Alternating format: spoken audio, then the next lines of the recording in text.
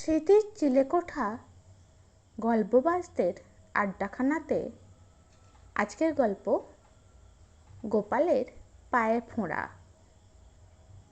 গোপালের একবার পায়ে ফোঁড়া হয়েছিল।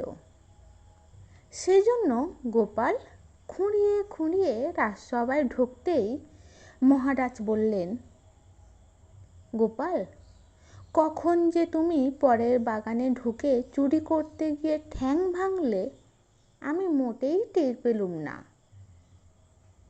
গোপাল মুচকি হেসে বললে, হুজুর, আপনিও আমার সঙ্গে সেই পেয়ারা বাগানে ঢুকেছিলেন, কিন্তু আপনি গাছে ওঠেননি বলে মোটেই টের পাননি।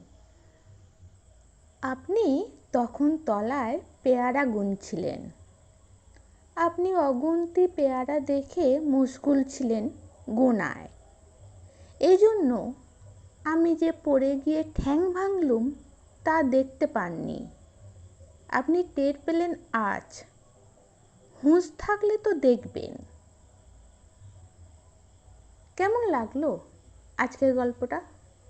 যদি ভালো লেগে থাকে তাহলে লাইক করবেন, শেয়ার করবেন, আর এই ধরনের আরও নানান স্বাদের গল্প শুনতে চাইলে স্মৃতির চিলেকোঠা চ্যানেলটাকে সাবস্ক্রাইব করে আমাদের সঙ্গে থাকবেন। ভালো থাকবেন।